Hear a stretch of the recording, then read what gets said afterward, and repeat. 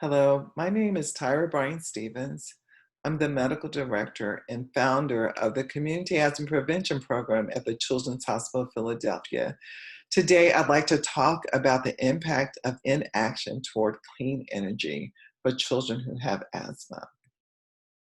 So we'll talk a little bit about asthma costs and disparities, how how air pollution and poor air quality impacts asthma, and we'll discuss how climate change impacts asthma.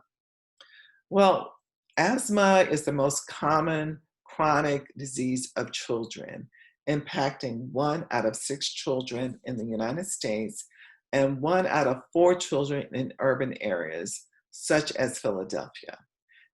Blacks are 2 to 3 times more likely to be hospitalized and to have asthma, and 3 to 4 times more likely to die. It becomes a costly disease, costing the United States $81 billion per year in indirect and direct cost. We know that hospitalizations for children is about $3,000 to $4,000 per hospitalization. So as much as possible, we have to reduce the presence of this disease and certainly the exacerbation of this disease. However, that's difficult because pollution is killing Black Americans. So what comes first? Is it exposure to pollutants that determine the disparities in asthma prevalence and asthma, the impact of asthma? Or is it a combination of the interaction between genetics as well as the environment that produces this disparity? Inaction is not a choice for us. We can't assume that there is no environmental policy that can change what's occurring right now. And we also can't assume that what's in place is stringent enough to really change the outcomes. So today I will talk a little bit about how air pollution impacts asthma and what we can do. So we know that long-term exposure to air pollution negatively impacts asthma. Outdoor pollution, as you may know, is a complex mix of more than 200 air contaminants. There's the natural pollutants that we see with volcanoes and sometimes fires and pollination, but much of it is man-made pollution that we see in this picture. We know that this air pollution is composed of ozone, nitrogen dioxide, and fine particles, which impacts asthma outcomes. In urban areas where there's higher level vehicle emissions, we see even more of an impact of this on asthma. Meteorological factors, which can be influenced by climate change, can affect both the biological and chemical components of this air pollution interaction. And the mechanism is that the more exposure that a person has to air pollution and the sensitization that they have as allergic individuals leads to worse outcome. It's been estimated in aggregate that the total damages associated with emissions of selected air pollutants in the United States is 71 to 277 billion annually. So the United States monitors 6 pollutants: ozone, nitrogen dioxide, sulfur dioxide, carbon monoxide, lead, and particulate matter. We know that there's a positive association between air pollution and hospitalization admissions, emergency department visits, and physician visits. The effects of the pollutants and the poor air quality depend on the environmental concentration of the pollutant, the duration of the exposure, and the total ventilation of the exposed person. You can see here in the table an example of how pollutants impact asthmatic adults. On the left side, what we have are the clinical and the pathological findings that we see with asthma symptoms. We see bronchoconstriction, see decrease in lung function, evidenced by FEV1 and FVC. We see increased twitchiness of the airway, meaning more responsive to triggers. We see increased airway inflammation, which is a hallmark finding for asthma, causing swelling and increased mucus production in those airways. And we see an enhanced response to inhaled allergen. On the right side, you can see that ozone impacts all of those elements. Nitrogen oxide over half of those findings, and sulfur dioxide impacts bronchoconstriction and enhanced responses to inhaled allergens. Why are children more susceptible? Well, children spend more time outside where levels of pollution and exposure to traffic and power plants are possible. Their immune systems and their lung function are not fully developed. It happens over time.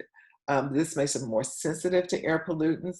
And relative to size, they have higher oxygen requirements than older people. They tend to breathe faster as well.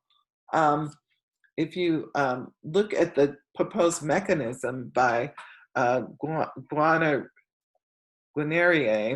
and colleagues, we can see that where outdoor pollution impacts the mechanisms for asthma. So there's four main mechanisms: oxidative stress, immunological pathway, the allergic pathway, sensitization to allergens, and inflammation. The outdoor pollution can actually cause variation in the genes and regulation of those genes which produce these findings. And this can lead to the development of new asthma as well as the onset of asthma symptoms.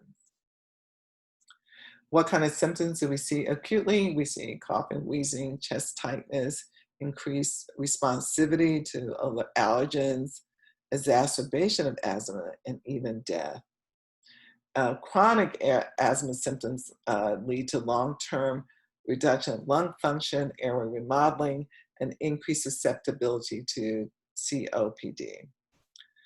Now, ozone is one of the elements of air pollution, and it's a colorless gas found in the air we breathe, which is formed in the presence of heat and sunlight. It is formed from pollutants emitted by human activities and nature, and you can see on the left some of those human activities, combined with solar activity. The main products are NOx and benzene.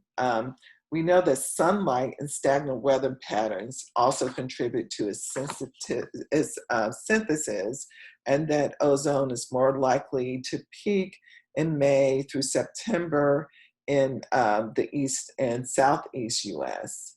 We also know there's a dose-dependent response for ozone. In the urban areas, the more exposure they have to ground level ozone, the more likely they are to have respiratory symptoms, and that ozone can actually induce a very diffuse inflammation process in the airways, and it causes reduced mucociliary clearance, therefore the development of mucus in the airways, and decreased response of the immunological pathway, making it more difficult to breathe, and other symptoms associated with asthma. It continues to damage the lungs even when the symptoms are not present or disappear. Next, we're going to talk about particulate matter, which is another element of air pollution. PMs are a mixture of solid materials or particles and liquid droplets found in the air. Some are bigger than others, like soot is easier to see, but others are so small that they can only be detected using an electronic microscope. So if you look at this in comparison to hair, you can see how much smaller these PM10s and PM2.5s are compared to that, very small and easily can get into the respiratory tract. We do know that they come in many sizes and shapes, and some are emitted from a source such as construction sites, unpaved roads, fields, smokestacks, or fires. Other are reaction to complex interactions with chemicals producing things like sulfur dioxides, nitrogen dioxides, which we've already talked about, causes airway concerns. If you look at where the PMs are deposited in the airways, you can see that the larger they are, the more likely, and the coarser they are, the more likely they are to be in the upper respiratory tract, whereas the finer and the smaller ones go into the lower respiratory tract, where we see asthma signs and findings in the airway. Now, diesel emissions pose a significant problem because it's the source of particulate matter. There's been multiple studies done in England, Germany, and the United States demonstrating the effects of high traffic on children with asthma, finding increased admissions for asthma, increased asthma symptoms, and in allergic children and individuals who are exposed to diesel, they have an increased sensitivity to allergens, which leads to more asthma exacerbations. So what can we do? We continue to monitor the air quality index and looking at the six compounds that the EPA measures, and we want to reduce child's outdoor activities if the air quality is unhealthy. Also, if we notice that children are having more symptoms because of air quality or the day after exposure to poor air quality, we want to make sure that the primary care provider is contacted. This is a study looking at the results of over 2,000 children who were followed from 1994 to 2011, 3 different cohorts. And the goal of this study was to examine the relationship between declining pollution levels over time and lung function development from 11 to 15 years of age. And this was measured as the using the increases of FEV1 and FVC, which measures their lung function. So if you see on the left, you can see broadly that air pollutants over time from 95 to 2010 were reduced. And this was 4 different areas of Southern California. So you can see in some places it was reduced more than others. And that lung function increased on the right. So this demonstrates what we can do by reducing air pollutants. And we find that over time, long-term improvements in air quality are associated with statistically and clinically significant positive effects on lung function growth in children. So that's the good news. There is hope. Now we're going to move to climate change. So climate change is a significant threat to the health of children. Rising carbon dioxide concentration with resulting increases in temperature, changes in precipitation, increases in the frequency and intensity of extreme weather events, as well as sea level rises endanger our children's health by affecting the air they breathe. So if you look at this, the blue pathway includes selected examples of climate diverse pathways by which humans are exposed to health threats from these drivers and the resulting health outcomes. The orange pathway are the examples of environmental and biological conditions that can affect human vulnerability to health impacts of climate change. And the green path indicates social determinants of health that also affect human vulnerability to health impacts of climate change. And so what are the effects of climate change on respiratory disease? Well, we see an increased number of deaths and acute morbidity, especially those who suffer from asthma. We see increased frequency of cardiorespiratory attacks due to higher concentration of ozone, and we see altered distribution of allergens and some infectious disease vectors associated with climate change. Climate change impacts the air we breathe, both indoor and outdoor. increasing CO2 levels will promote the growth of plants and increase airborne allergies, and this leads to higher pollen concentrations and longer pollen seasons. Specifically, rising temperatures are very important, and we can see the human-enhanced greenhouse effect in this slide. Now, why is climate change detrimental? Because it can lead to earlier start, increase of length and intensive pollen season.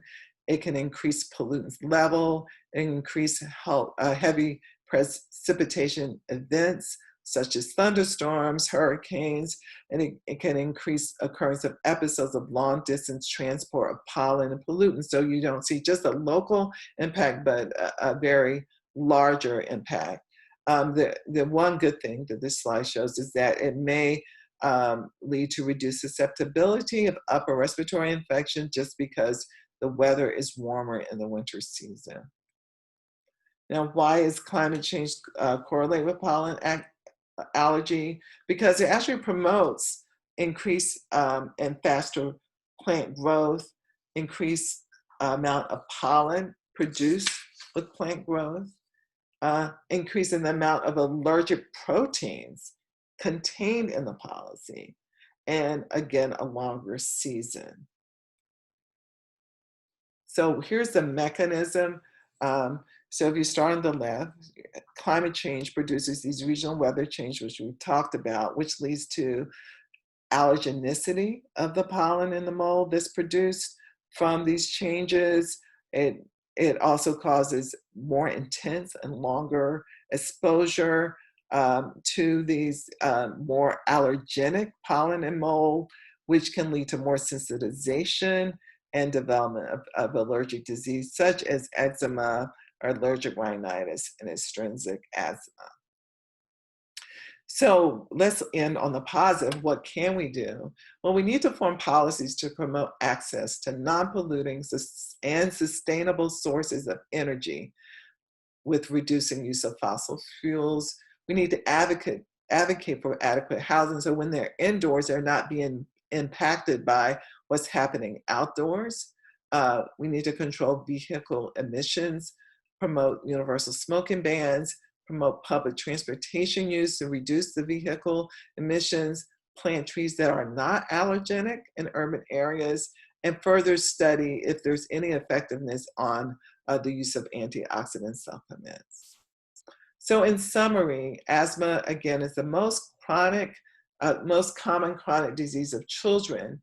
We know that outdoor pollutants and climate change promote asthma and allergy symptoms, leading to hospitalizations and even death, and we can't afford inaction. We have to act now to reduce these exposures so that our children and our grandchildren will be able to breathe easier. In the words of Pope Francis, there is an urgent need to develop policy so that in the next few years, the emission of carbon dioxide and other high polluting gases can be drastically reduced, for example, substituting for fossil fuels and developing sources of renewable energy. Thank you very much for this opportunity to review these findings of the impact of inaction on children with asthma.